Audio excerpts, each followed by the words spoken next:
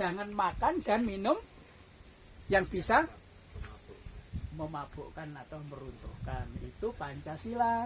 Dan Pancasila itu wajib untuk awam maupun para religius, biksu.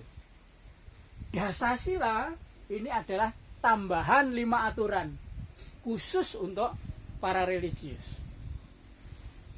Ya mungkin kalau dari kacamata kita aturannya lucu-lucu lah. Atau ya orang pas kalau untuk kita. Yang pertama misalnya aturannya jangan makan setelah siang hari. Itu aturan biksu, Mas. Jangan makan setelah siang hari. Jangan memainkan musik untuk bersenang-senang. Aneh ya. Jangan menggunakan wewangian untuk penampilan. Wewangian itu boleh kalau untuk di kuburan, tapi untuk penampilan untuk biksu nggak boleh. Ya. Terus yang keempat, jangan duduk atau tidur di tempat yang enak. Loh, lucu kan ya? Kursi diperebutkan ya, dibandol ya. Tapi ini dilarang, jangan duduk atau tidur di tempat yang enak, yang nyaman. Yang kelima, jangan kau menerima uang atau perak dan emas. Nah, untuk diri sendiri. Ya. Jadi para bante itu kalau menerima derma, namanya adalah pindapata, itu hanya sekedar untuk bertahan hidup. Kalau misalnya mendapat pindapata yang sangat besar, biasanya untuk didirikan wihara, misalnya gitu ya, untuk itu. Tapi untuk diri-diri nggak boleh, karena melanggar yang namanya dasasila, yakni sila yang ke-10. Dilalah kersaningalah, 2 kata itu dipakai oleh Bung Karno. Pancasila dipakai pada tahun 45, dasasila dipakai 10 tahun berikut. Untuk apa, Mas Agus? Bandung Konferensi Asia Afrika yang melahirkan dasasila. Ya. Kalau dibaca rohnya sama. Masih ingat Mas Bejo Pancasilanya Bung Karno?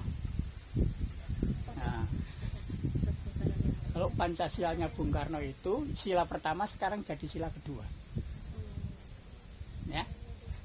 Yakni kemanusiaan yang adil dan beradab. Sila ketuhanan itu kalau dasar Pancasilanya Bung Karno adalah sila yang kelima. Ya. Namun Anda perlu tahu, di sini juga sudah saya lampirkan ketetapan MPR ya. Pancasila itu sebenarnya tidak dinomorkan. Ya. Jadi kalau kita di sekolah 1, sebetulnya secara baik undang-undang di Indonesia itu tidak benar. Urutan Bukan. Itu bahkan circle. Yang pertama yang mana tidak bisa kita tentukan. Kalau kita menjalankan kemanusiaan adalah kemanusiaan yang berpersatuan, kemanusiaan yang perwakilan, kemanusiaan yang adil dan sosial, dan kemanusiaan yang berketuhanan yang Maha Esa. Dasar hukum tertinggi Pancasila itu adalah pada pembukaan Undang-Undang Dasar 1945. Tapi nek ning sekolah diplesetkan menjadi 1, 2, terus banyak orang yang keliru. Sejak anak-anak sudah diajari Tuhan itu 1 akhirnya. Kan bukan soal 1 dan 2 ya. Ini contohnya itulah. Jadi masih banyak hal yang perlu kita renung. Nah, silakan nanti kalau punya sekolahan atau buat seniman membuat upacara. Kemarin kan buat upacara atau Mbah?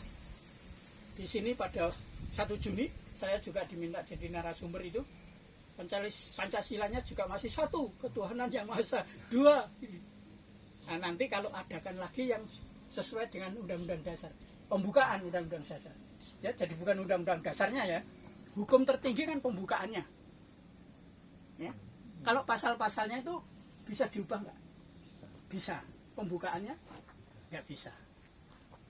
Itu adalah sumber dari segala sumber hukum di Indonesia. Ya. Nah, nanti Mas Agus, kita nanti ada upacara lagi tanggal berapa Mbak Boy? 28 Oktober atau tanggal? Iya, 28 Oktober. Nah, itu nanti dibacakan Pancasila sesuai dengan pembukaan Undang-Undang Dasar 45. Urut tidak diselingi. Nah, bahkan satu frasa itu tidak boleh dipotong. Biasanya kalau di upacara kan dipotong. Ya, ada 4 lalu 4,5. Dan di situ biasanya malah keliru. Ya. Kepanjangan kali. Nah, ya kepanjangan.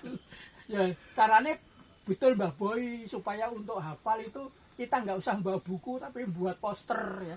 Ya aku senang kemarin di situ. Upacara terus Pancasilanya dibuat poster gede nih kira-kira ya sak korden ini. Tulis. Tapi yang baca itu wah gak ono orang nggawa. Enggak bawa tadi moco ning kono. Besok nomornya dilangi Mbah Boy. Ya, ya. Nah, ini.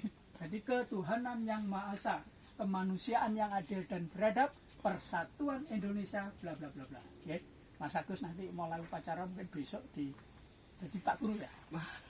Enggak. Atau bukan dosen, bukan Mas Agus. Betul. Iya. Cantriknya punya kan? Enggak ada. Oh, enggak ada. Oh, belum punya cantrik. Harus punya Mas. Karena umur kita nggak panjang. Ya. Oke, jadi itulah sandingan. Nah, saya katakan sandingan ya. Nanti jangan dikacaukan. Wah, ini kalau begitu Pancasila itu berasal dari agama Buddha. Boleh nggak disimpulkan begitu? Ya, kalau Anda menyimpulkan itu silahkan, tapi nggak ada yang menyimpulkan begitu. Personal. Inspirasi. Nah, maka di pelajaran sejarah juga diberitahu apa?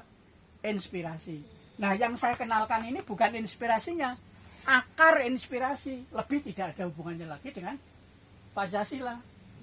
Jadi Putantular itu merumuskan kata Pancasila itu dasarnya adalah cerita Sutasoma yang dibuatkan reliefnya itu di Candi Borobudur, maka saya sebutkan akar. Akar pun masih ditambah di depannya kata menyibak. Mesti ketemu ora akarnya? Apakah menyibak itu mesti berhasil? Belum tentu.